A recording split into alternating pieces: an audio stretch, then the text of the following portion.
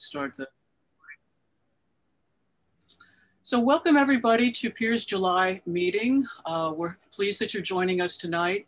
We have a very special program welcoming back Larry Norden from the Brennan Center, who's been with us a few times over the years.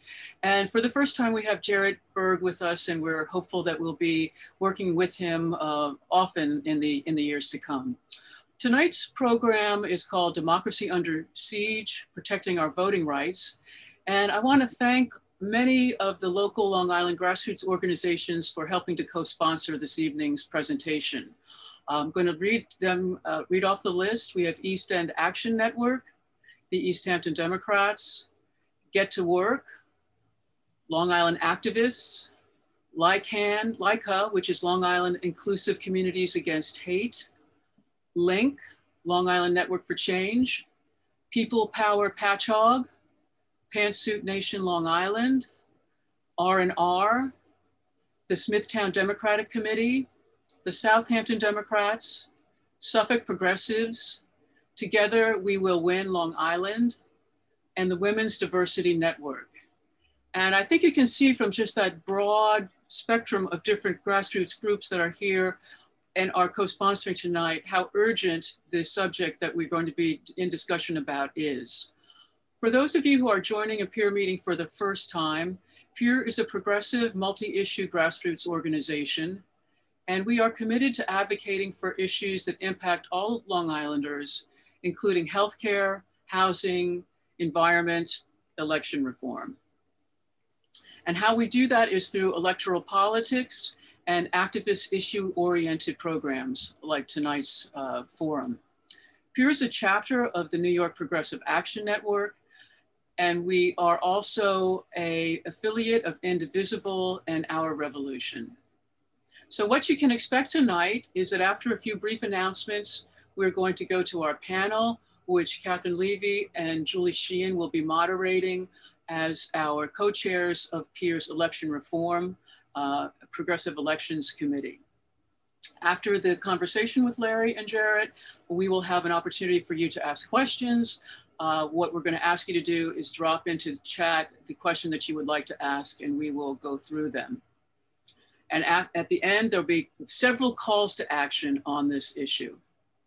So I'm going to drop a couple of things into the chat. The first thing I'm going to do is encourage those who haven't yet joined Peer to become members. And you can do that through our ActBlue account or by sending a check to our treasurer. To be a Peer member allows you to vote on important issues and also candidate endorsements. So I encourage folks to sign up. If you live in Eastern Suffolk County, you're welcome to be a Peer member. The next thing I'm going to drop into the chat is a call for people to sign up for the New York Health Act Action Committee. And we're going to have a meeting next week on August 2nd. And that's NYPAN's organization. We encourage you to join in. And finally, you know, it's time to party, okay? At least after tonight is over. And the party is going to be, we're going to have a big party for all activists, and mark your calendar, August 24th from 5 to 7 at Red Creek Park in Hampton Bays. So those are the announcements for the moment. I have an announcement about the voting rights bus to Washington, but I have a feeling we'll be getting to that later, so I will wait for that. So let me now turn over the program to Julie Sheehan, who will lead us forward. Thank you all. Great. So we're really excited to have this issue of democracy under siege spotlighted today with two perfect guests. And it's kind of a good news, bad news scenario here. And we have Lawrence Norden, who's the director of the Brennan Center's Election Reform Program, here to address the national picture where unfortunately there's a ton of bad news. But we also have Jarrett Berg, who's an attorney and voting rights advocate, who co-founded Vote Early New York and has been very involved with voter rights here in our state. And there we have some recent successes, which he'll take us through on both fronts, the national front, which Larry will be addressing, and our statewide front. there are great actions we can take. So we're going to leave you with those. But we couldn't have two more distinguished guests here and more informed guests to take us through this urgent issue. So Catherine.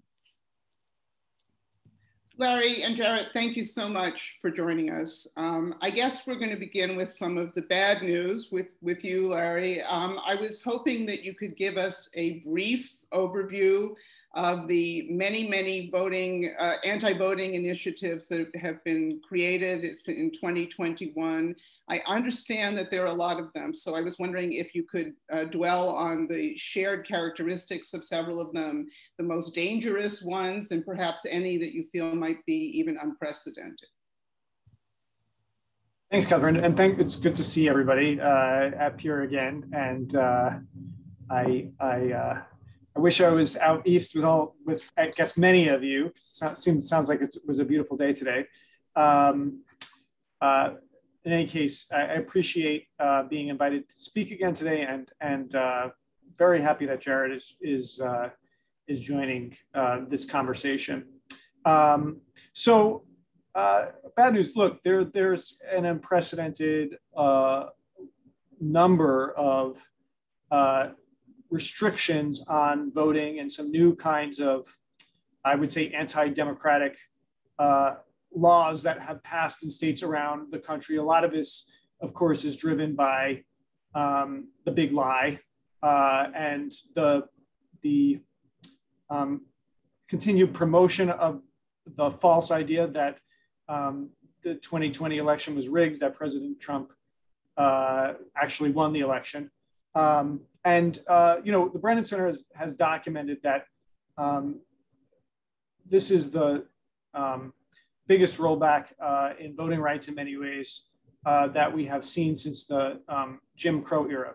So in terms of, some of the things that we have seen are not necessarily all that new, although the scale of it is new. So the Brennan Center just put out a report, I think it was yesterday, documenting the new restrictions that we've seen on voting rights this year in 2021. 18 states have enacted 30 laws that restrict access to the vote this year. That the kinds of restrictions that we're talking about are everything from making mail voting and early voting more difficult to imposing harsher ID requirements on things like mail voting and in-person voting, and things that make faulty purges of voters more likely. So in some sense, that's kind of not anything new. We've seen these things in the past years, but the sheer scale of what we have seen this year has been very troubling. I would say there are two other kinds of new things that we've seen that that bother me a lot. One is criminalization of election officials. I apologize for keep referencing work that the Brennan Center has done, but I'm going to do it again. The Brennan Center put out something that I spent a long time working on, this report, Election Officials Under Attack. Election officials have become increasingly villainized because they really were one of the main bulwarks against the attempt to overturn the election in 2020. That's my rationale for why we're seeing this. And they've been the target not just of threats and harassment from people who have been misled to believing that the election was stolen, but pardon me, I have automatic lights here.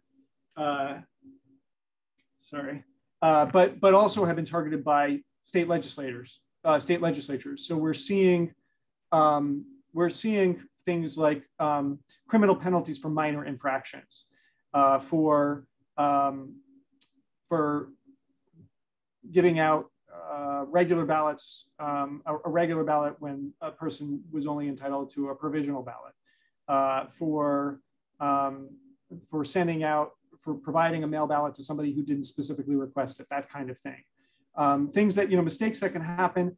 And, speaking to election officials, some of them have just quit because they are fearful. Like, election officials are human. They make mistakes. and they really feel under attack, and they don't want to be threatened with jail time for making a mistake. The last category of legislation that we've seen that's gotten a lot of attention so far, very little has passed, but I think people are very worried about this, is giving legislatures the power to overturn results, right? So there's been a lot of publicity about a bill in Texas and a bill in Arizona that would have done this, like giving the legislature the power to override the Secretary of State's certification of elections. Most of these have died, frankly, thankfully. Probably the most worrisome is what passed in Georgia. There in Georgia, it's not a direct, the legislature gets to overrule certification, but they've given themselves the power to replace local boards of election.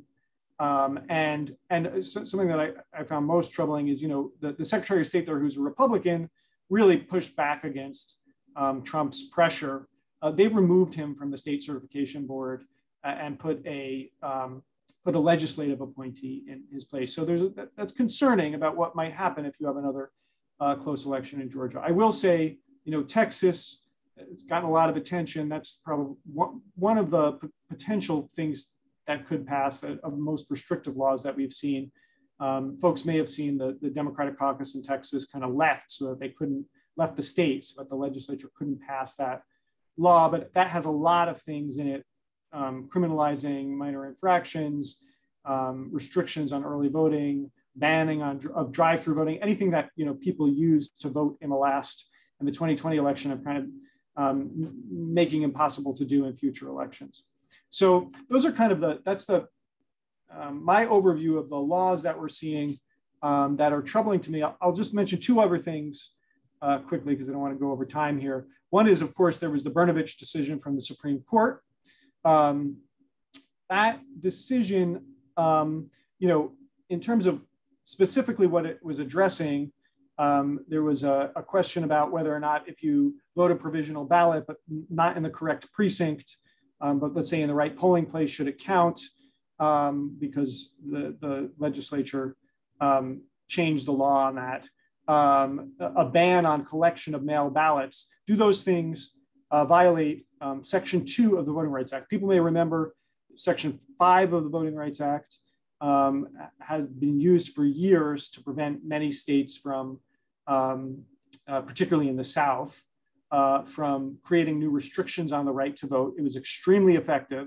And as soon as the court struck it down in Shelby County, all of these states started passing new restrictive voting laws.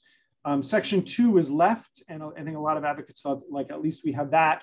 The court has really made enforcement of Section 2 much more difficult. In particular, they've made clear that just the allegation of fraud is enough to pass the rationale for imposing these restrictions. And a very strange opinion, Justice Alito made clear that one of the Voting Rights Act was amended in 1982. And it was clear from the text in 1982 that Congress wanted to make sure that intent for racial discrimination was not necessary. You didn't have to prove intent. You needed to show impact, right? Are minority voters, whether African-American or Native American, are they impacted in the way that they don't have an equal opportunity to vote? Justice Alito kind of created this new test, and basically what he said was, one of the things that you have to look at is this more restrictive than what existed in 1982? Which, that was before we had early voting, mail voting, actually before there were even provisional ballots. So it's going to become much more difficult than it has been in the past to challenge laws that have a disparate impact, having a negative impact on the ability of minority voters to be able to vote. The last thing I will say, so those are that's kind of the world of concerning things. The last concerning thing, of course, is redistricting. We're going to have a new round of redistricting this year. And there are many states where there's a trifecta, either Republican or Democrats, where they're going to completely control redistricting in the states. To give you an idea of what that looks like, 187 electoral votes are controlled by Republican trifecta states, 75 by Democratic. And as my colleague Michael Lee has pointed out, if you look where there's the biggest danger for partisan gerrymandering, it's in the South. And again, that is likely to affect most of all voters of color in losing representation.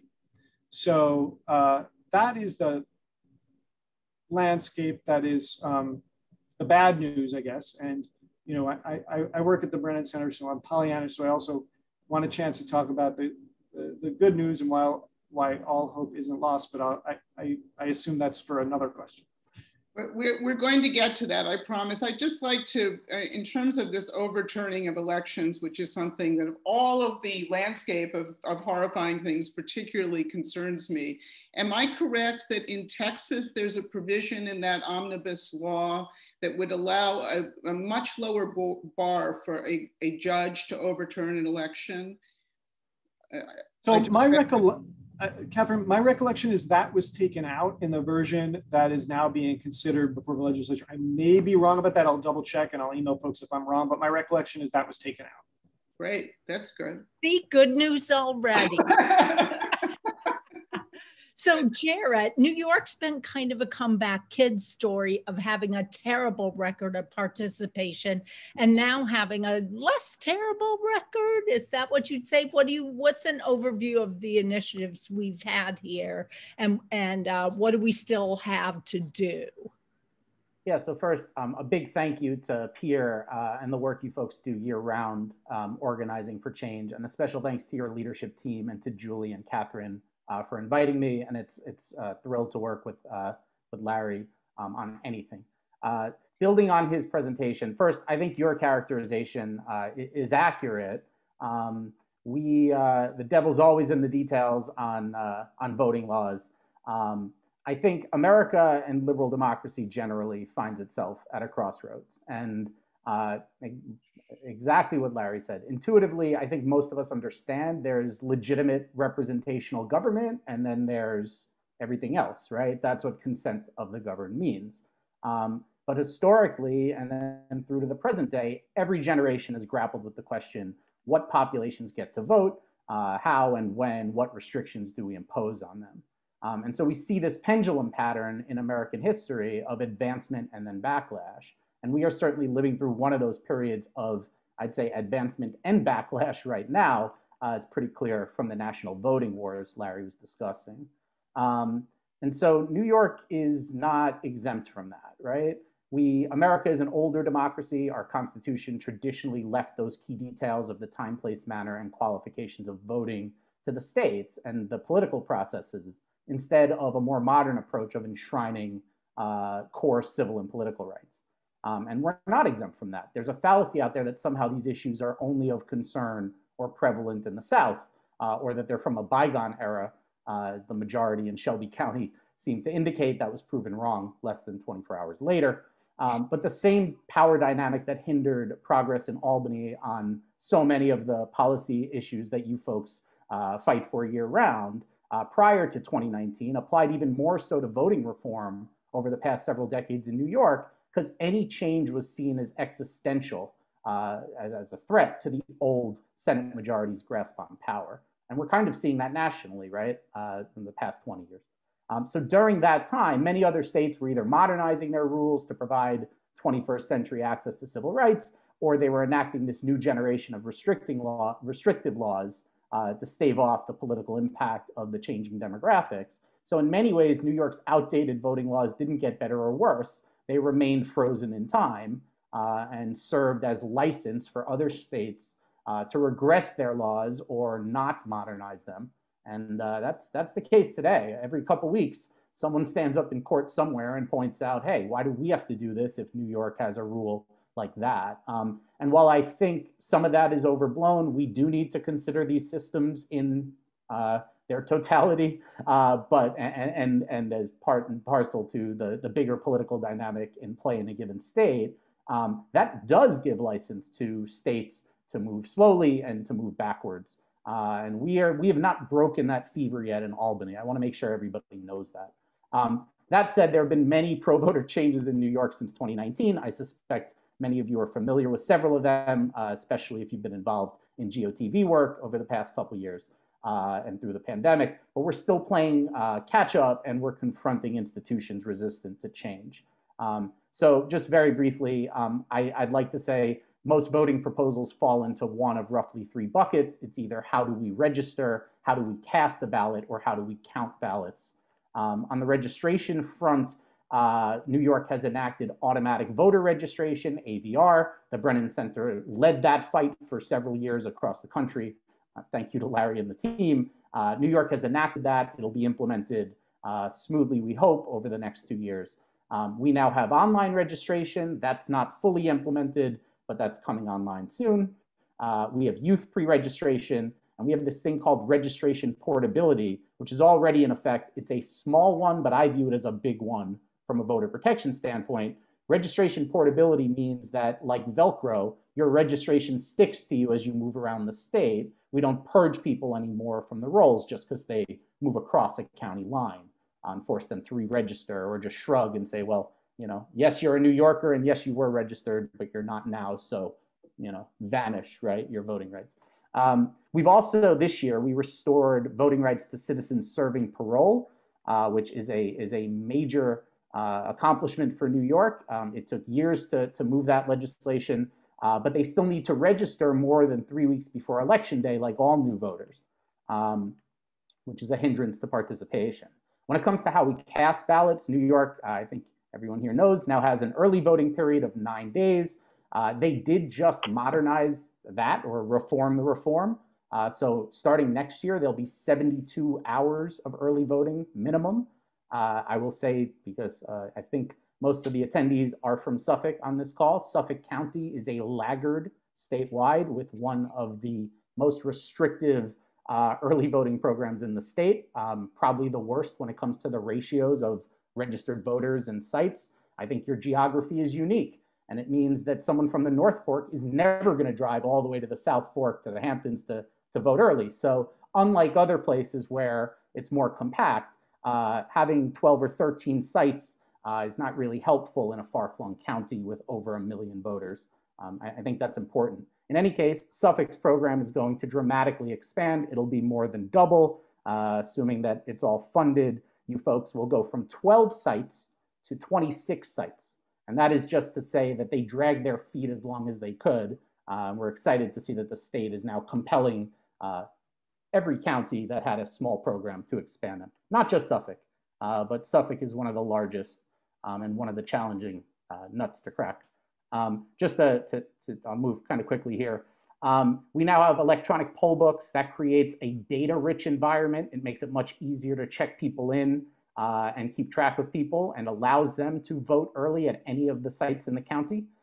We have a substantial compliance rule that protects people who vote by affidavit ballot from having their ballots thrown out due to technical disqualifiers like getting a date wrong or leaving off some immaterial information that doesn't go to their eligibility or who they intended to vote for. And then, of course, during 2020, we saw emergency action.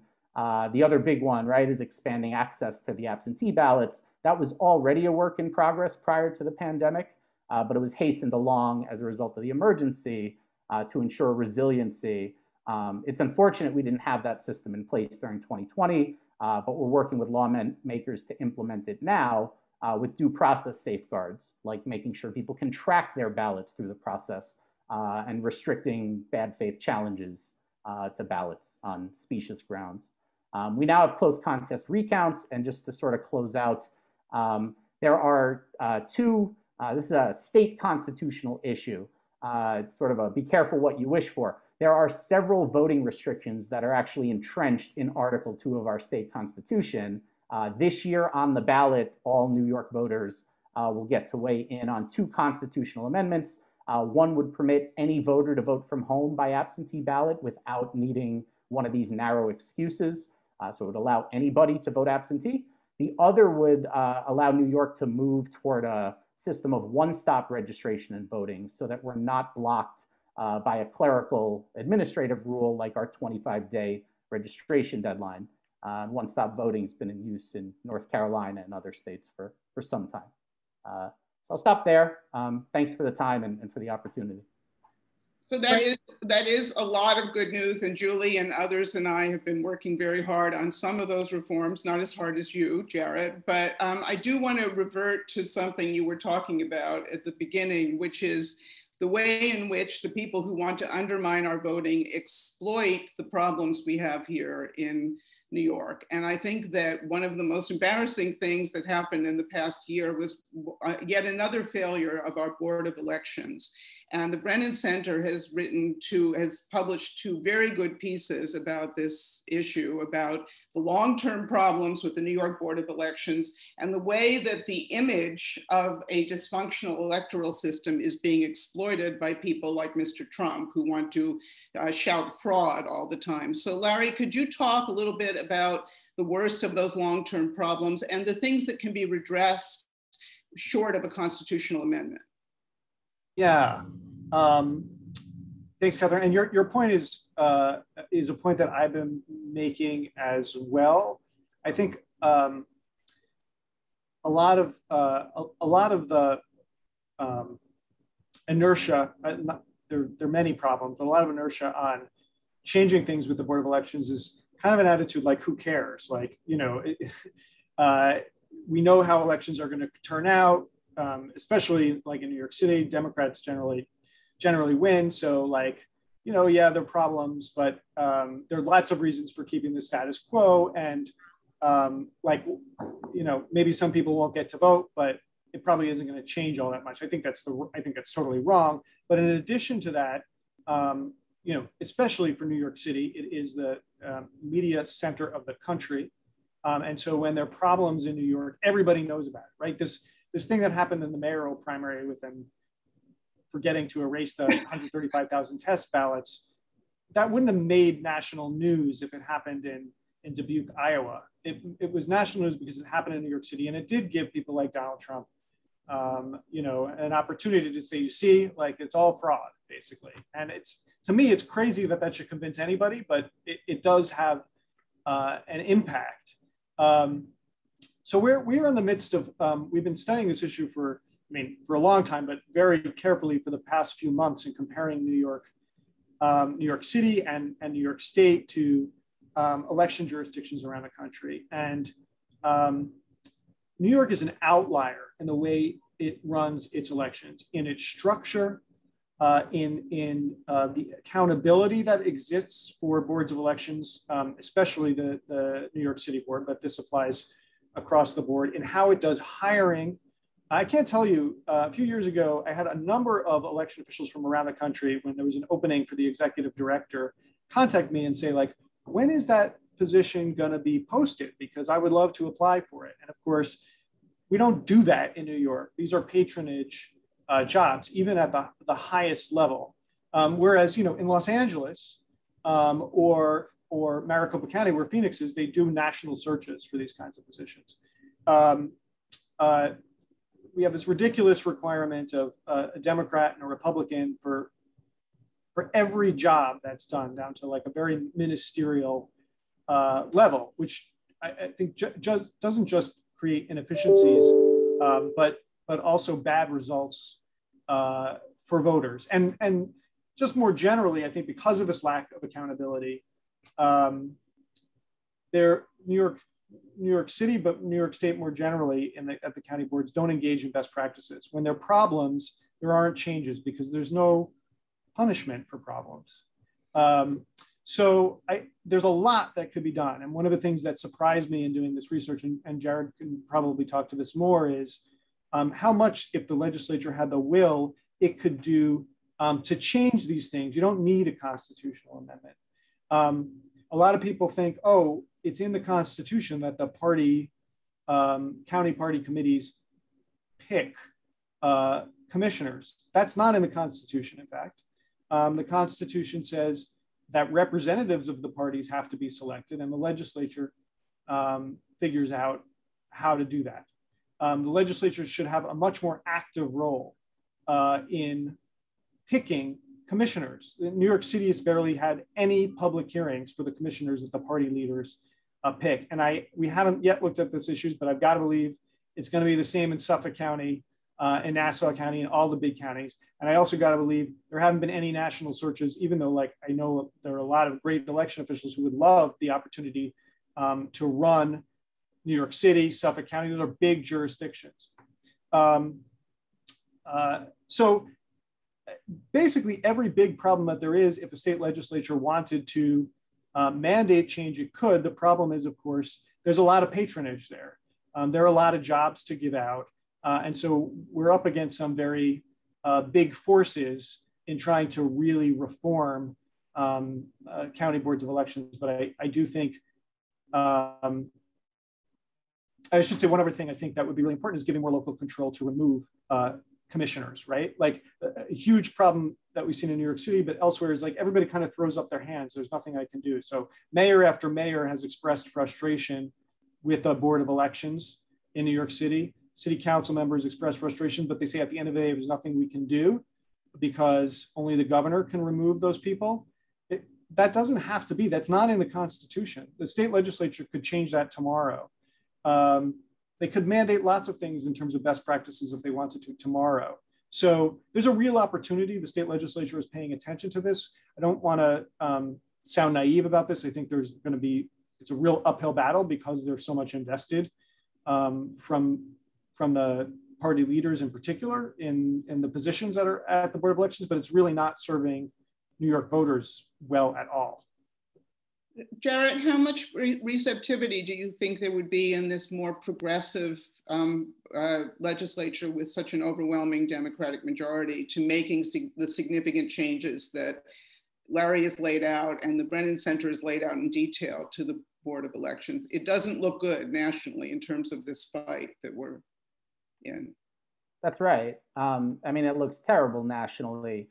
To be honest, they continue to step in it. I mean, the legislature and the governor in 2021 just passed a law that's going to move back the application deadline for when you can request an absentee ballot from 7 days mail by before an election to 15 days received by your board before an election. There's two big policy changes there. We could quibble whether 15 days, more than 2 weeks, is too much. You could look at NCSL, the national roundup, and I think Larry's group, Brennan, has work on this too, that shows that New York is now an outlier. We'll see what the other states do and how this year shakes out. But moving to a receive by deadline from a civil rights standpoint, that's basically taking our voting policy, which is supposed to be a fundamental civil rights issue, and changing it into something different. I mean, tax day is a mail by deadline because, you know, where you relinquish control on the day that you give it to the government. We presume that the government moves paper around. It doesn't take 15 days to move paper across a county when you can request a ballot online. So we are continuing to give these other states pretext and cover to regress their laws. It's unfortunate. And I did start with a lot of good news earlier, so I need to, I guess, fulfill the other part of my bargain here. You know, to the question about BOE reform, I think the state Senate is more receptive to this than the Assembly. And I'm so glad Larry made the point about, I refer to it as two tracks, but there's the question of, do we need to change the structure of our boards? And we can look at states that have a Secretary of State model, states that do election administration very well. I don't think that's a silver bullet. There are the examples of like Kansas and Georgia where in the past and the present, the Secretary of State model can be overly politicized and abused. People running for governor and administrating their own election, and they don't feel that they don't see that conflict of interest. So I don't think that's a silver bullet. But the key point that Larry made, and I think it's so important, is that there are tons and tons of reforms we can do that don't require a constitutional amendment. And so I view it as whatever the package is, and we do need a package. This isn't just about New York City's board. We have to make sure that there's better compliance, better objectivity in how the sites are laid out, and it's not just a product of, you know, the Democrats pick a bunch and the Republicans pick a bunch and that's the voting plan, and transparency. And what I just said, I heard someone laughing, that is how this is done in several of the counties. That's par for the course, because it's a bipartisan board. The vision is these parties police each other and they're in this existential sort of tug of war, so that they're the ones who know how to run elections. But somewhere along the way, right, the voter is the client, right? This is a public service that they're doing. So, and transparency being the third. But there were several bills that would professionalize our board that the state Senate passed that the Assembly just hasn't taken up. There's a commissioner college proposal, which I think Larry and his colleagues cited to in their op-ed, which would start to professionalize our boards and require that people do training if you're designated a commissioner or a key staffer. And these bills are getting watered down and blocked in that legislative exchange between the Senate and the Assembly. So they are receptive, but these folks have to run in the same elections ran by the same people. So this is a challenging place to make positive change, I'd say, for that reason. Thanks. Yeah. So Larry, it's your turn to be a little more optimistic. You had mentioned the Democrats in Texas walking out to deprive the legislature of a forum, but what are some of the other efforts nationally to combat voter suppression? And where do you see the strongest ones? Yeah, so first of all, you know, I mentioned 18 states and 30 laws that were passed that were restrictive. The flip side of that is 25 states have enacted 54 laws that are expansive in terms of voting access. So, you know, those are things like, you know, we mentioned some of them, right? Because New York is one of those states. Restoring voting rights to voters with past convictions, making voter registration easier, expanding early voting and mail voting. Those things have happened, and they're actually happening in more states than the restrictive stuff that we're seeing. So that's good news, and I think there's been a kind of a renaissance in attention to these issues and pushing of these issues, not just in New York, but in other states around the country. So I think it's really important, because it's easy to get hung up on the bad stuff, and we should be paying attention to it, of course, because it's our democracy that is at stake. But there is this kind of countervailing push that's happening. I will say, you know, and there's also a very active pushback against restrictions in states like Arizona. In Georgia. Folks, of course, know about Fair Fight, Stacey Abrams' group that has done so much, and there's a very good coalition there that is working to push back and really watchdogging everything that's happening, right? Like I'm in contact with those folks, and it's amazing to me how on top of whenever anything happens, how on top of it they are, how quickly they pull together and respond when there's a threat. And there are other states where we see that kind of coordination. I would say Arizona is another state where there's some really great local groups. All Voting is Local is in Arizona. They're a very effective group there. Florida has some very good groups, like we work a lot with the League of Women Voters down there. They're a very effective, powerful group down in Florida. Mi Familia Vota is another group in Florida that's excellent. So we're seeing, I think, stronger coalitions to push back in the states on this stuff. And of course, there's the federal effort. The Brennan Center has been very involved in, as have most of the national voting rights and civil rights groups, what is called now S1, the For the People Act. That may get a different name at some point. And the Voting Rights Advancement Act, the John Lewis Voting Rights Advancement Act. think both of those pieces of legislation are critically important. There's a massive national coalition to try to push for the passage of that. Obviously, the challenge there is the filibuster. Senator Manchin did vote to move to proceed on discussion for S1. And it's public that he is in negotiations with Senator Schumer to try to get a package that he thinks might be able to get bipartisan support, but that he will get behind. So I don't know that you want me to go down I could talk for a while about like S1 and the VRA. I don't know if I want to get there. You want me to get there yet? But I think that that's also something where, you know, there's a real national push to do something there. And frankly, I think given where the courts are right now, that's more important than ever, right? Because in the past, when we saw these kind of restrictive laws, we could say, well, we can go to the courts to prevent the worst of them from staying as law. That's going to be obviously a lot harder with the Supreme Court. They've made that clear. So let me just follow up then with what do you think are the odds of success given the court's situation, given the filibuster sort of blocking meaningful legislation and watchdogging? Maybe watchdogging is like our best bet. Yeah, so when you say success, you mean for federal legislation?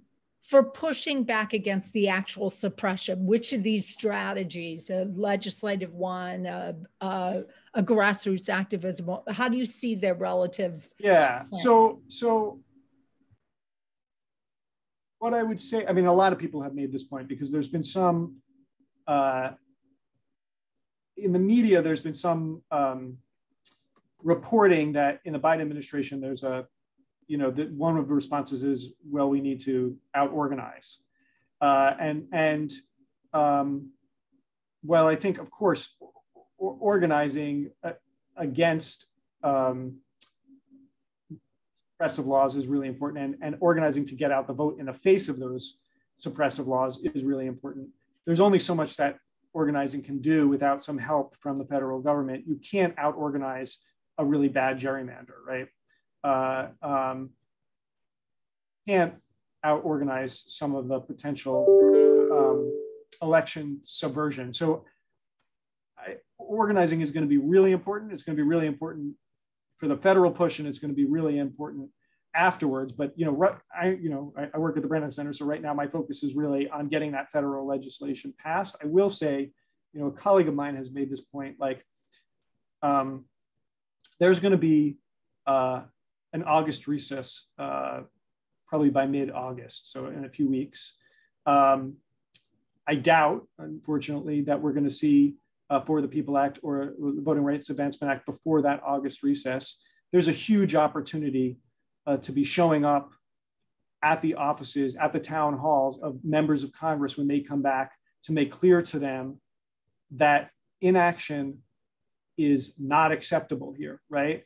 And this colleague of mine pointed out, when you saw this with the fight over Obamacare. They had that summer recess and overwhelmed members of Congress in terms of pushing back against the passage of Obamacare. And it had a huge effect on members of Congress. And there's no reason to think that we shouldn't be able to do the same thing on proactively passing something that's needed. So I'm not entirely answering your question, Julie. I don't think it's an either or, but I do think that there's an organizing opportunity right now on this federal legislation that's going to be really important. Jarrett, what New York organizations do you think are working closely enough or closely with the national organizations to work on this dual front of pushing this federal legislation and at the same time meeting our own voting challenges? Are there particular organizations that you think are very effective in doing that? Well, so, I definitely start with Brennan Center, the League of Women Voters, and Common Cause, because they have both the local the influence nationally, and in the case of the latter two, the chapters in every locality to make that happen. I definitely agree with Larry's point. Focusing on, we need some legislation. The courts they're not foreclosed, but we are several Supreme Court and Circuit Court decisions down the path of treating voting rights as without that heightened scrutiny that it's supposed to have. That's the way I will just phrase it for the non-lawyer audience. We are now treating this as something that is much more expendable than it should be if you actually believe voting is a fundamental right. So I think those groups are doing incredible work. Legislation would be useful. I think we need to safeguard, we need to add due process layers to all of these things to make sure that I think we need a rule that if someone's eligible to vote and their intent is clear, then we're not voiding and bouncing thousands of ballots on administrative technicalities. And I think there's a lot of local work that can be done there. And add one quick thing on that. There is a New York coalition that is working on this, the Fair Elections Coalition, and it's kind of being led by Citizen Action, and they've been very focused, in particular, on Senator Schumer, who obviously plays a critical role here in trying to make sure that S1 passes. So that a lot of us have been very focused on Senator Schumer and lobby him frequently. Would either of you suggest anything else that, from a New York point of view, we should be doing? This is a call of activists, after all. Either of you. Well, on the national front, I do want to defer to Larry. I just want to mention, because I mentioned to the organizers, but this week, starting tomorrow, the state legislature is doing a series of hearings statewide, the state Senate, to be clear, in localities. So they don't have one scheduled yet for Long Island, but there should be one where they want voters and folks like those on this call, people who care about voting rights in July of an odd year, because they understand that this is when the decisions get made that dictate how elections are run next year. We need letters to the editor, and we need folks to write testimony about what it's like when there's 9 days of early voting in 2020 and Suffolk County has multi-hours long lines for the first 4 or 5 days. And despite 11 other jurisdictions in the state saying, okay, we're going to add hours and open up the access, and your commissioners duck under the table and run out the clock, people need to hear about that, right? That can't just be a story that gets reported to folks like Larry and I during election protection, and then how does that actualize into policy? So if you're looking for a national answer, I do defer to Larry and folks like Citizen Action. I think it's a tough nut to crack. But there's tons of stuff we can be doing so that New York is an example on the right side of things and not the pretext on the wrong side. Right. Yeah, I agree with that. I will say, Senator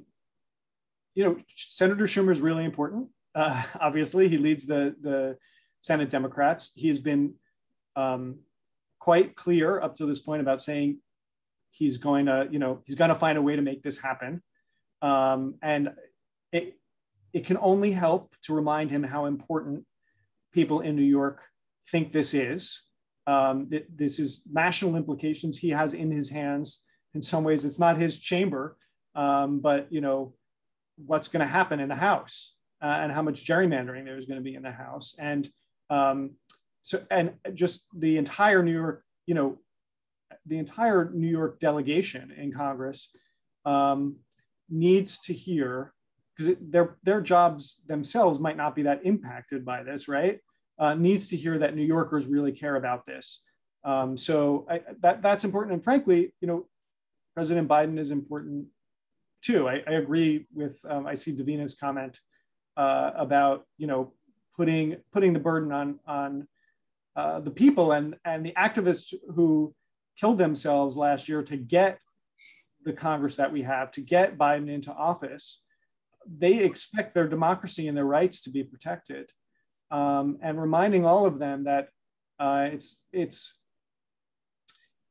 not just wrong in the sense of you probably are not going to be able to out-organize all of these things, but it's morally wrong when everybody, work to get them in office to protect our democracy to say, oh, just do it again. So I do think making that point is critical to everybody that has a role to play that is that should be supportive of these efforts. I'll just quickly add, helping us change the conversation. I mean, if you think about how much defense we're playing, we just watched this spring, right? The conversation is pushing back on criminalizing activists who hand out water to people waiting on multi-hour lines. And by multi, not one or two, like, 6, 7, 8 in Georgia, and not in all parts of Georgia. Instead of criminalizing the mal-resourcing of elections that lead to a situation where you have 7 or 8 hour lines in certain parts of Georgia. So we are way out of base here from the standpoint of due process and civil rights. Nobody should be waiting in that amount of time. Water is the least they can do. It brings up the issue of messaging, which was our next question. Is there any coordination of messaging as grassroots activists? Is there sort of a messaging strategy that we can tap into to help change that conversation, as you say? Either one of you, Larry, maybe Jarrett, either one. So there is some coordination at the national level. I don't know if coordination is the right word, but there's certainly briefings on for national groups for how to talk about these issues. And I can see if I can hook you guys up into some of the presentations that happen around that. I will say, like, just in terms of how do we talk about this, I think, it's the same as really any issue that when you talk about political issue, when you talk about it, leading with values, values like voters should be picking their leaders. Leaders shouldn't be picking their voters. They shouldn't be choosing who gets to speak and who doesn't. And, making clear what some people are trying to do in this country, that they're trying to prevent some people from speaking, from participating in our democratic process, from having a voice. And that is connected. I really do think that is what is happening this year. That is connected to the big lie. That is connected to the effort to delegitimize the 2020 election. And to make clear that why voting is so important, right? Because I think that's often a disconnect. Government should be working for us, and it can't work for us if everybody doesn't have a voice. Our leaders shouldn't be able to decide some people get to be heard and the rest of you don't. And so I do think that those are just some, I don't know how helpful that is, but that's kind of the way I think about this. And I always think, of course, and this is what you guys do, call to action. What are we trying to accomplish? In my case, for the moment, it's thinking about can we get things passed in Congress, but it can certainly be what can we get done in New York State? How do we make sure that our boards of elections are serving the public? But that's how I generally think about like messaging around this stuff. But we were actually going through a debate when we put together the questions for this panel, and I'd be interested to hear both of you comment about this debate. On the one hand, we don't feel that people are taking this seriously enough and don't realize that, indeed, as the panel says, the democracy is in peril. And on the other hand, we fear that if we put people's hair too much on fire, we'll make them feel that the whole thing is hopeless. And basically, we're losing our right to vote. And with the Supreme Court and everything, there's not much we can do about it. How did the two of you strike that balance? And things like the March on Washington that's proposed on August 28th. Is it helpful? Is it not helpful? Neutral? I'd be interested in hearing your opinion about that as well. I'm happy to start. And then, well, so for one thing, making the issue impossible to ignore is absolutely critical, right? So I think there's a role for everybody to play. Having a march that's well organized and peaceful, and that stays on focus and message and doesn't devolve into other stuff, and that's really well executed. I think that's very important because you get the media coverage associated with that. I would add, and it keeps the issue on the radar. You have hundreds of lawmakers. Most of them do not get into this work to defend democracy. They have a few pet issues they might care about. So making sure that democracy reform isn't just sort of a subsidiary issue to maybe more substantive issues, right? Voting is a means to an end. It keeps our democracy responsive. So I think the marches and stuff is critically important. Just because it wasn't mentioned yet, I will say the corporate activism, getting these companies to come off the sideline and not just treat this as, oh yeah, we don't want to take ruffle feathers and take sides. This is a moral issue. You can't you can't say that you want to be open for the American economy, but you're going to close and infringe people's civil rights. So I just think that those are two angles that we've seen this year that I think are really useful. Making sure that the issue doesn't get can't be ignored is critically important. The thing about lighting people's hair on fire, I am as cautious as I can be in doing this work, that we don't want to tell people, hey, it's hopeless, don't even bother to vote in the run up to an election. And sometimes, unfortunately, that's when you see the most attention. And sometimes that's when lawsuits are brought right at the last minute. This is the time to tell people, look, like the rules are changing now that will affect the midterms. So now is a perfect time to make sure that everybody knows, it's July and there's not a presidential election this year, but you can't let up on this issue. So I tell you that now is the right time to light your hair on fire about this issue. Next October is the time to turn people out with the darn system we got in place and help as many people register and cast ballot as we can. So I just think about it in terms of the cycle and where we're at. Yeah. Go ahead. Sorry. I was just going to say I agree with everything that Jarrett said. I do think that one of the challenges that we have in this space is that I think a lot of political leaders don't think the public thinks that this is important. So it's not as high a priority. And I agree with Jarrett. If we have a really amazing turnout for this march on Washington, people will take notice. Right now, I'm not saying that this is the wrong political calculation. That's not my job, but Congress and the president are focused on infrastructure. This is clearly, as far as they're concerned, less politically salient. So making clear to our leaders that people really care about this and that they're watching is critical. Great. So just in terms of timeline, and then over to you, Catherine. So now is our moment of urgency for changing the conversation, for getting voting rights higher on people's lists of priorities, including our representatives. Fall, we're back to working with whatever system we've got. Yeah. Great. So I have a list of actions, but I think we're going to wait till after the questions, right, Julie? Okay, sure. Let's hear from some of you. I know there's a million questions. And Catherine. Yeah, so again, folks, post your question in the chat, and I'm going to try to cover all the questions that have come up. Early on, Andy Klausner asked about Merrick Garland and the DOJ, and we'd like to hear from the panelists how effective they think they've been in combating the assault on our voting rights. So Larry, you want to go first? Yeah, look, I mean, Merrick Garland has made clear that, he thinks that this is a priority. We have fantastic people at the Department of Justice right now who have devoted their lives to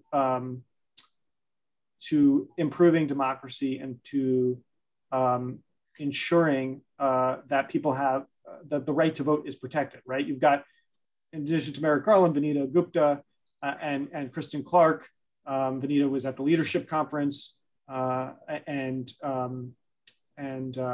and Kristen Clark at Lawyers Committee, which are both huge civil rights groups that are very focused on protecting the right to vote. So I believe they're going to be as aggressive as they can on this issue. They already filed a lawsuit in Georgia. Merrick Garland put together something at the Brennan Center, urged a task force to protect election officials from the threats that they are receiving. So I think they're going to do everything that they can. And that's, that's no small thing, but I do want to emphasize that, we have the courts that we have. And so they're not necessarily going to get to do everything successfully that we'd like to see them do. Just in the interest of time, I'll say I think that's absolutely correct. The folks that Larry mentioned, they are in it, their hearts and heads, and they're in it for voting rights. But that's part of it becomes part of the machination for the Biden administration. What do they think they can get done? What are the things people take into the ballot box? So raising the profile and making sure that it stays on the administration agenda becomes important. He gave a great speech, right? And that was critically important. And I can't just end there, right? Thank you. I also want to mention that Nick highlighted Ari Berman's book, Give Us the Ballot. And I want to just underscore that recommendation. If you haven't read it, it's wonderful background on our dreadful history on voting rights. And you realize that, this is a link in, well, that's a bad metaphor to use. It's just another step along the path that we've taken in our efforts to undo Jim Crow laws. With that in mind, Davina, AKA I think Lisa, has made a number of really excellent points in the chat regarding the BIPOC population and how really most of these, in fact, if not all of the legislation that's been introduced is to keep Black and brown people from the polls. And so some of the things that she's asked about is the voter ID legislation that's being passed. Also, the threat to, let's say, poll workers if they speak in bilingual in a language other than English, what might happen to them.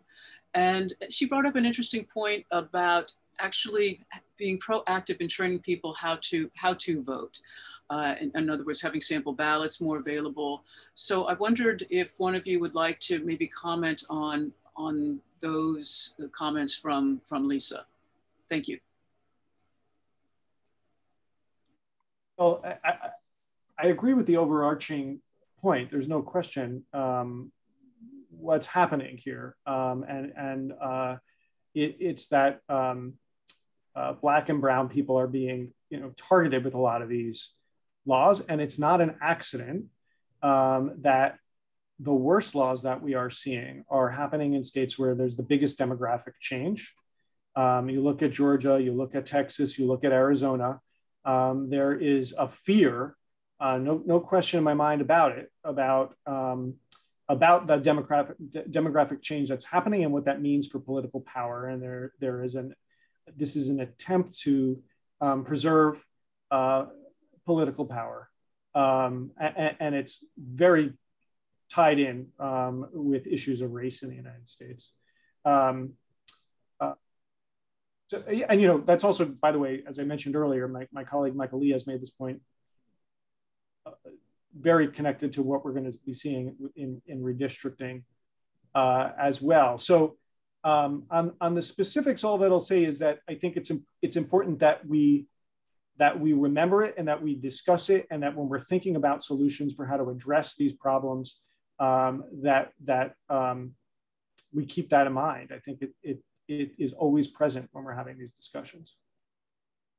Yeah, and I'll just add, whether any voting restriction, right, it raises the hurdles, raises the cost of voting. So, but the question is, makes it harder for who, right? And so whether it's the disabled population that then has to negotiate a whole bunch of additional rules, or folks with English as a second language, it might not be the same thing as an explicit literacy test. But to say to people who don't speak English as their first language that we're going to make you work a little harder and do things in a language you don't understand, it's un-American. It's not what we do here. And there is an ugly, more explicit legacy of those kind of restrictions each time the franchise was expanded to a new population. So we are seeing that. It might just be slightly more subtle. And in some cases, these aren't even dog whistles. It's pretty explicit. Thank you, Jarrett. Yeah, subtlety is how they get these things passed. So, and I'll just also mention that Lisa, if it is Lisa, did a lot of voter registration on the Suffolk County bus systems for several years. You know, so kudos to her for that. Aaron Clow is joining us, and he has a couple of questions. So let me just read the first. Could a potential deal be made for voter ID if adequate public funding and access and a dated phase-in happened? Or is this a line in the sand for progressives? I know how it traditionally disenfranchises people of color, but it seems that a huge sticking point, that this is a huge sticking point, we could negate with adequate money and notice. I guess he's trying to say that maybe voter ID could somehow be, I'm not sure exactly, Aaron, maybe you could unmute yourself and clarify the question. Just see, I don't know, can everyone hear me?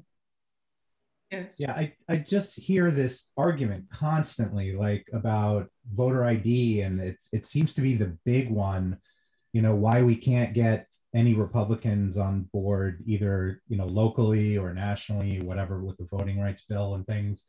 And, you know, I've heard all the, you know, I've read the studies that how it impacts people. And I'm just wondering if it's completely a line in the sand, like, no, we're not doing this. We could never do this. It's just not possible because it's just going to disenfranchise too many people. Or if there was a way of funding and with notice and you know, local reaching out to, you know, local representatives and things like that, that there is a way to make that happen, to sort of negate that argument, or if it's just, no, that can't happen. I was just curious what your thoughts were on that. Thank you. So, and I interested to hear Larry's perspective on this too. I will just say that I don't think voter ID needs to be a line in the sand. And I understand how hard it is to have this particular conversation with folks who are not sort of, you know, schooled in the in and outs of voting policy nationwide. It's one of those things where progressives write white papers and conservatives put 3-word billboards or slogans on hats, and it becomes a challenge, right? It's a challenging thing to argue against. I will just say, it's a question of how it's applied. In a vacuum, yeah, it might make sense, but it's a question of as applied, right? How do we structure these things? Do we require people to get a driver's license and then close a bunch of DMVs?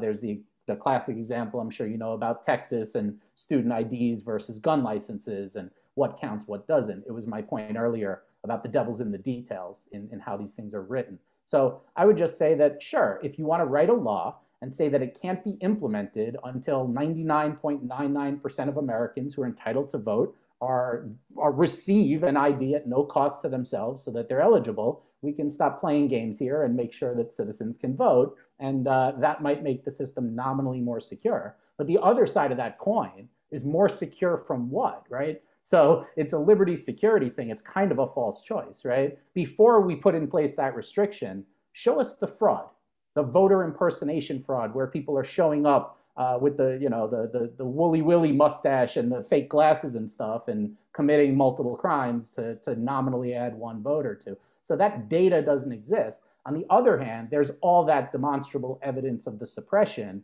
that these restrictions and meddling cause. So unfortunately, it's a long conversation, bigger than an elevator pitch. I don't think it needs to be a line in the sand, but we need to be very clear about what's going on here. You know, I mentioned this book in the chat, which is just wonderful, as Catherine mentioned. I mean, it's both encouraging and depressing at the same time, because you see how things came out. Thank you, Nick. I see that, what's better? Yeah. I see that 14 years ago or more, the Brennan Center did a study on voter IDs. It found that 11% of the population does not have a voter ID. And if you go to African Americans, it's 25%.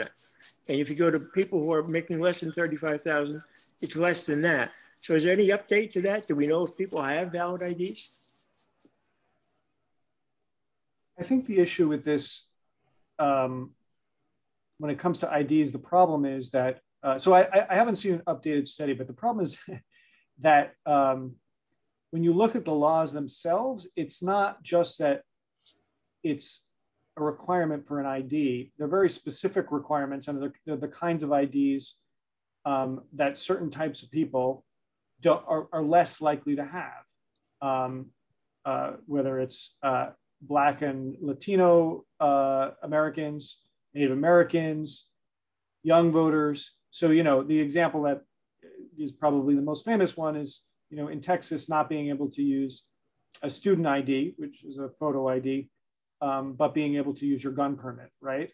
So, you know, there are lots of young people of color in Texas who have student IDs. They can't use those to vote. And that's really where the challenge is. When you look at the details of these laws, it's not even so much about, are you required to have an ID or not? It's what kind of ID are you required to have?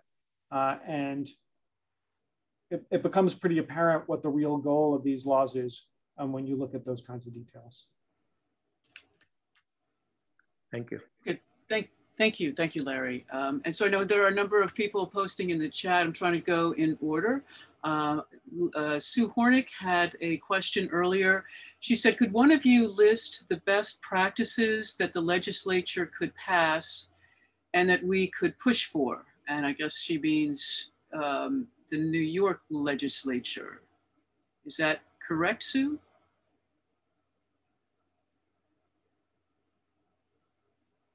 Let's assume that's correct.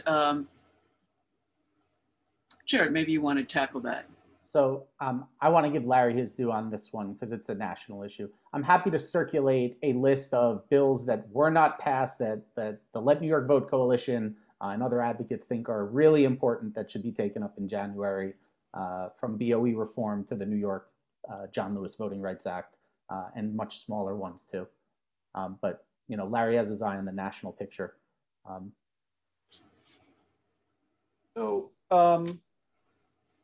I'll say, first of all, like to me, and Jarrett, actually, you have a better idea about this than I do, but to me, the thing that I'm focused right now in New York is fixing the problem in election administration and the boards of elections. So that would be, and I talked a little bit about that, and Catherine, I think we may have circulated a list of like what we think some of the big things there are that need to happen in terms of improving election administration in New York. Nationally, to me, just off the top of my head, I'll say, you know, everybody should have the right to vote. If you are eligible under the law, you should be able to vote. So what does that mean? It means automatic voter registration. It means election day registration as a fail-safe. If something happened and the system screwed up, you know, this is the way almost every democracy that's been around for a while works in the world, right? The whole registration process is a barrier to voting. Doesn't exist in most democracies in the world. End to partisan gerrymandering. That's the third, I would say. We shouldn't, I mentioned before this idea like leaders shouldn't be selecting their voters. Voters should be selecting their leaders. We shouldn't have a situation where you know, you have state legislatures that gerrymander themselves into power, keep themselves in power. And we've seen this in a number of states, Pennsylvania, Wisconsin. Even when they lose a majority of the votes, they stay in power. And then, you know, comes around 10 years later and they re-gerrymander everything again to keep themselves in power. That really is denying the right of people to choose their leaders. So those are the three things that occur to me as most critical. That's on a national level. Obviously, New York has passed automatic voter registration. I think, Jarrett, we really need a constitutional amendment to have election day registration. Anyway, and the gerrymandering issue is a whole nother, in New York State, is a whole nother conversation. Yeah. Since he mentioned it, I think you know, there are those two questions on the ballot this fall that would allow us to move to a system of one-stop voting, same-day registration. You could imagine during those 9 days of early voting, when someone has an issue, that's when it's discovered. So Wouldn't it be nice if we had what they used to call Golden Week in Ohio, or some period of time where you can identify a clerical issue and cure it and still exercise your rights? It's ludicrous that we have this 25-day registration deadline. Think of who that excludes, right? You go back to 2020 and look at the presidential debates, the vice presidential debate, and by the time folks who tune in late, who aren't having these conversations in July of an odd year, by the time they tune in, they're told what? Your right to vote, you missed the deadline, try again in 4 years. So we have to fix that here and everywhere else. Yeah, great, thank you. Francesca's posted 2 questions that are connected. How does one actually reach Biden and congressional reps who are not our own? Biden seems uninterested in protecting voting rights, and reps from other districts don't care about voters not in their district. So what can we do to have a national impact on that? So I'll leave that and then get to her next question later. What can we do to have a national impact? Yeah, I don't know that Biden's uninterested. I do think that there's probably, my sense is that there's some competing interests internally in the White House. Look, he made that speech because he's feeling some pressure that Jarrett mentioned earlier. So, I don't necessarily have great advice on how to get Biden's attention other than, somebody posted the March in Washington. Events like that, that make clear what the expectations of the public are, is really helpful, that people are watching, that people really care about this issue.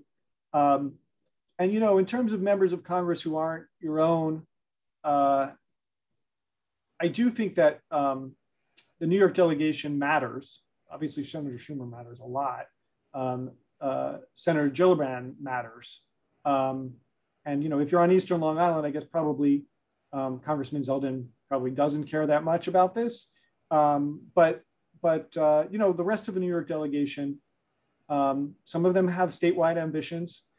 So hearing from any New Yorker, I think, is gonna matter, and hearing how much New Yorkers care about this. So thank you. And the second question that she asked, which I think is very critical, if Congress does pass voting rights, do you think that the Supreme Court would gut it again? So one other thing I wanted to say, I'll answer that question, but this is just a stray thought, but it's something that I've thought about a lot. Like, the other side is relentless, right? It's like, it's exhausting, right? I keep waiting for them to give up a little bit, but there's some new effort to lie about the election, or to lie about our democracy, to deprive people of the right to vote almost every day. You watch what's happening in Arizona with this ridiculous review to try to prove that the election was stolen and used to justify voter suppression laws. It's like being picked up around the country, right? The other side isn't going to give up. So it really is important for our voices to be heard too. In terms of the Supreme Court, look, the court is not friendly to these issues. On the other hand, the court has been consistently clear all the way to, Scalia has made this point that Congress has the power under the Elections Clause to set rules around the time, place, and manner of our elections.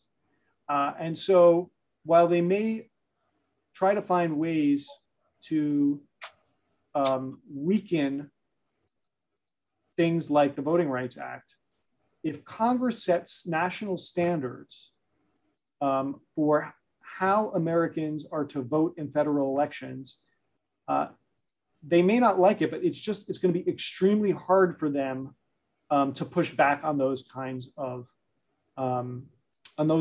laws if they're passed, particularly of the kind that the kind of requirements that we see in for the PEOPLE Act. But I think you can even do things to the Voting Rights Advancement Act I'm not saying that like everything that passes Congress is going to stand, but but to ensure that a lot of it stands, right? And you think about the Obamacare decisions. I don't think the majority in the court particularly is crazy about Obamacare or the right of Americans to get health care, but at the end of the day, there's only so far that they can go. And I'll just quickly add, in Shelby, the issue was that they found that the framework, the standards were outdated. And so were Congress to enact a new VRA that applied to all states or some states with more modern numbers, that would insulate it from that Supreme Court set of arguments, recognizing that this majority, these people, called it a pesky reform in their earlier legal careers, and they are now ascended to the court. I'll just mention, and I love Larry's straight thought. Jason Kander, you might remember from a couple of years ago, he started a group called Let America Vote. I'm not sure what he's doing today, but what I liked about their strategy that I don't see enough of is raising the cost of what it means to be a vote suppressor as an elected official in this country. There is virtually no consequence, moral or criminal or otherwise. And so we obviously have to be careful there. It should never be sour grapes over an election that leads to something like that. But, Lee Zeldin embraced the big lie. Like, I don't know if he thinks he has a political future or how many of his constituents are outraged by that. I've been part of conversations where, totally different subject, they said, we're not inviting him. He's embraced that thing. That was a few months ago. Will people still say that a few months from now? But I certainly think that if we raise the cost, the moral cost of what it means to be on the wrong side of this issue, that will pay some dividends where the courts may not be as friendly. Great, thank you. I think that's all the time for questions. We have some actions that we want people to take, and I'm going to turn it back over to Catherine and Julie. Okay, before I actually have a list of actions, but before I get to that, Larry, could you just reiterate the two organizations you mentioned in Arizona and Florida? I'm not familiar with them, and I think that we should add them to our list of organizations that we give money to and support. You mentioned the Florida one's in the chat, or the Arizona one is in the chat. What is?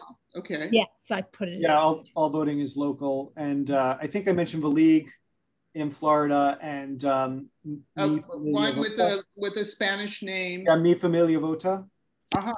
Okay.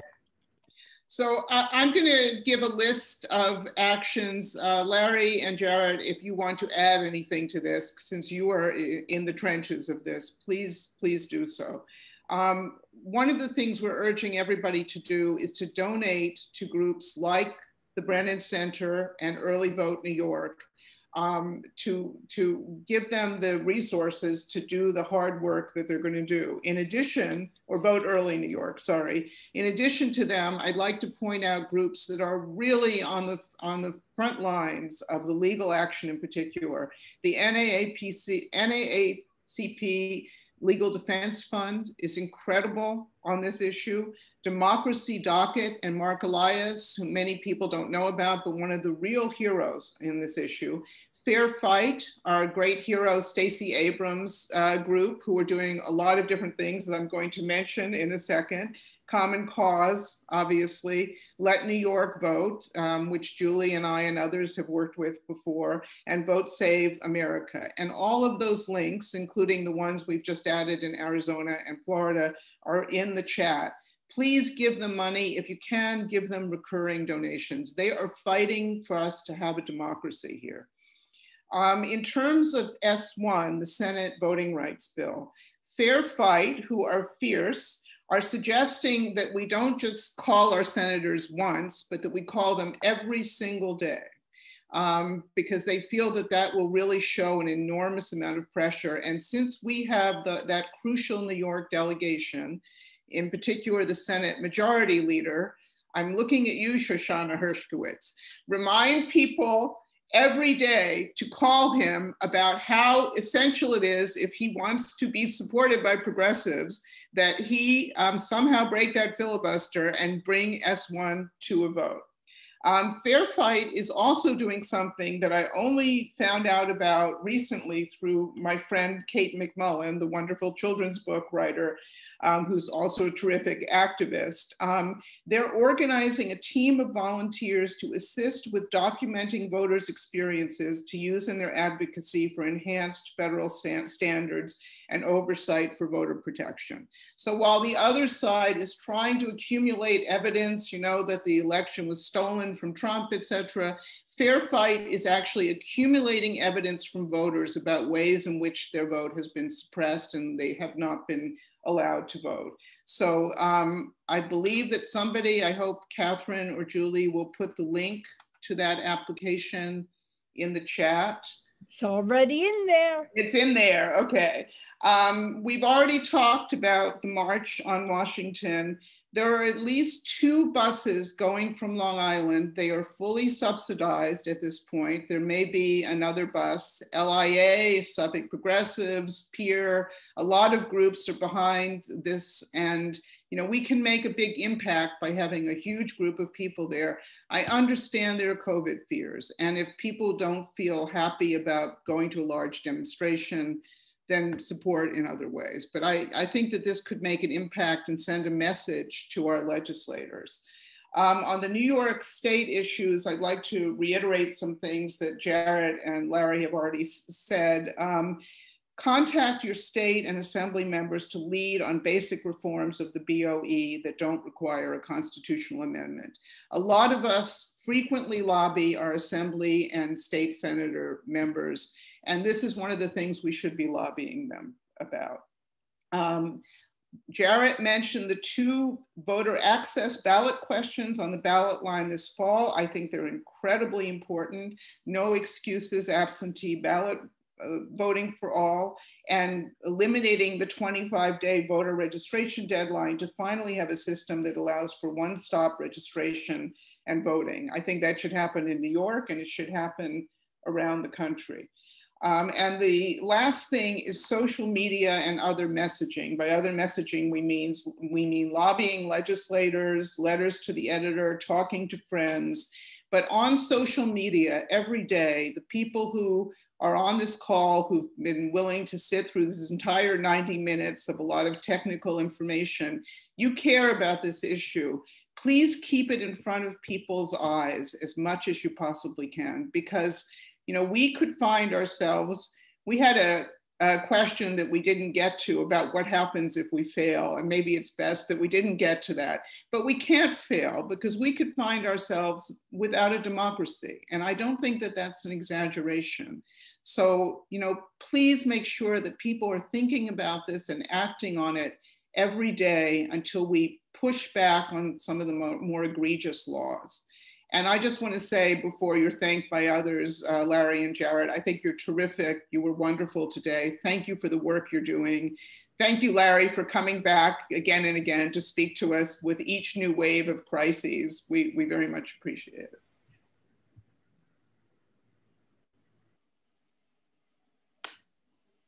Julie, Catherine, do you want to say? I'll just say thank you again for making lots of technical information intelligible and cogent and actionable. Yeah, many, many thanks to you both for the work that you're doing. And we've got lots of things in the chat. Folks, please save the chat if you know how to do that. And if not, get in touch with us and we can get you those links. We can now officially end the meeting. If anybody wants to stay around for a minute or two and maybe informally talk to Jarrett and Larry, we'll keep them only 5 minutes because we know they have to get on with their evening.